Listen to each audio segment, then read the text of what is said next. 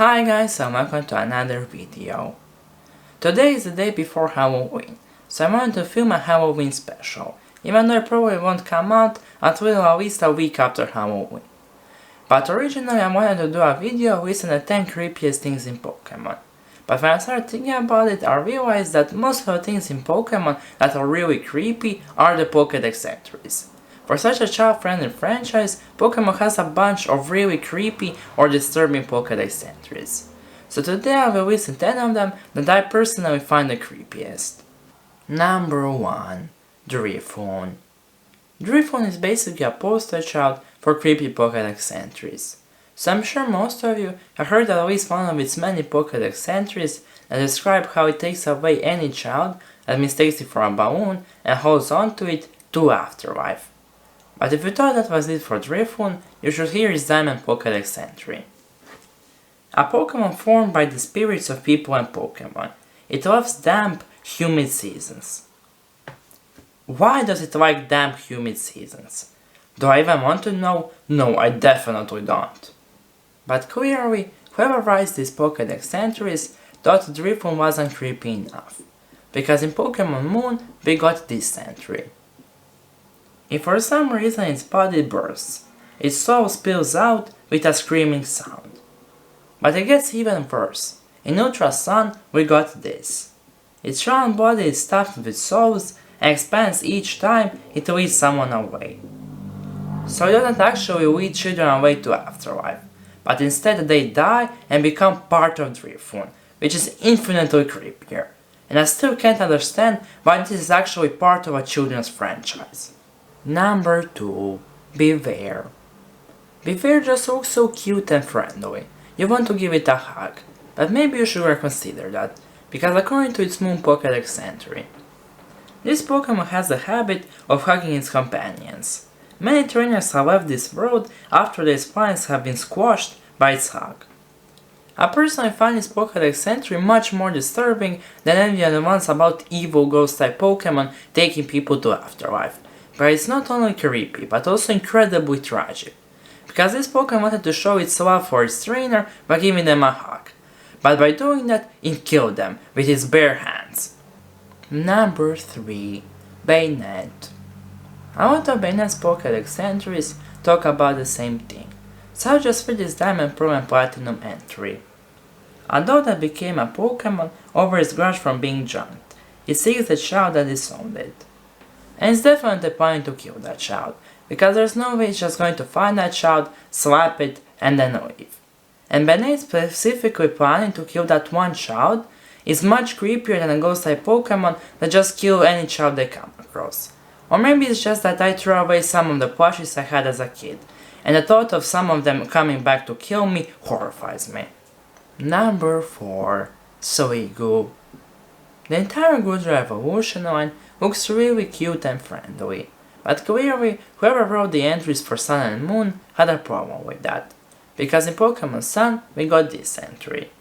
It has trouble drawing a line between friends and food. It will calmly try to melt and eat even those it gets along well with. And then in Moon we got this. This Pokemon's mucus can dissolve anything. Toothless, it sprays mucus on its prey. Once they are nicely dissolved, it slurps them up. The surprising ones are always the worst. Because yeah, Baynet's Pokedex entries are really creepy, but Baynet already looks creepy, so it's not really shocking. But when you find out that a seemingly friendly Pokemon is actually horrifying, it creeps you out in a different way. Number 5. Gorgeist. According to Gorgeist's Pokedex entry, it enwraps its prey in its hair-like arms. It sings joyfully as it observes the suffering of its prey. There are many Pokedex entries that talk about Pokemon hunting their prey, and presumably most of them do it in order to survive, because they need food. But Gorkai specifically enjoys torturing innocent Pokemon, or humans. You can never be too sure what its prey is. In Sword and Shield, every size of Gorgeist got a unique Pokedex entry, and all 4 of them got a creepy one in at least one of the 2 versions, according to its average sizes Shield Pokedex entry. In the darkness of a new moon night, Gorgeist will come knocking. Whoever answers the door will be swept off to the afterlife. And the next 3 Pokedex entries are all from Pokemon Sword. Small Gorkais pretend to be children to fool adults. Anyone who falls for the act gets carried away to the hereafter. Large Gorkais put on the disguise of adults, taking the hands of children to lead them to the afterlife. Super-sized Gorkais aren't picky, they will forcefully drag anyone off to the afterlife. The fact that each form of Gorgeist has a unique way of getting people to the afterlife is honestly kinda cool, but also horrifying. Number 6. Yamask. According to Yamask's Black Pokedex entry, each of them carries a mask that used to be its face when it was human. Sometimes they look at it and cry. That's awful. So Yamask was previously a human, and still has all of the memories of being human, but is now forced to live as a Pokemon, and to carry around its previous face. And at any moment, a trainer will come along, capture it and force it to battle for the rest of its life. And personally, I don't believe this Pokedex entry is true, and I talked about it in one of my previous videos, but still, even the thought of it is really scary. Number 7. Litwick. According to his Black Pokedex entry, Litwick shines a light that absorbs the life energy of people and Pokemon, which becomes the fuel that it burns. That Pokedex entry is pretty creepy, especially for a cute looking Pokemon like Litwick, but for some reason in Pokemonshield they had to take it to a whole nother level. The younger the life this Pokemon absorbs, the brighter and eerier the flame on its head burns. I really don't understand what's with Pokemon and killing kids. Even though Pokemon is our children's franchise, every other Pokedex entry for a Ghost-type Pokemon talks about it killing children. Number 8. Hypno. According to Hypno's Far-Red Pokedex entry, it carries a pendulum-like device. There once was an incident in which it took away a child it hypnotized. This Pokedex entry is especially creepy, because we have no idea why Hypno took away that child. For many Ghost-type Pokemon, it's directly stated that they take children to the afterlife, but we have no idea what use does Hypno have for a child. But we know this Pokedex entry is true, because this actually happens if Fire Red and Leaf Green. A girl, appropriately named Lostel, is lost, and when you find her, a Hypno attacks you, and after you either defeat or capture Hypno, you can save the lost girl. And I'm actually very surprised Pokemon decided to include this in a Pokemon game. Number 9. Parasite. We've known since Gen 1 that Parasite is basically a zombie. Let's read its Red and Blue Pokedex entry. A host parasite pair, in which the parasite mushroom has taken over the host bug, prefers damp places. And if you're still not convinced that Parasite is a zombie, just take a look at its eyes. So yeah, if you ever evolved a Parasite into a Parasite, you killed it.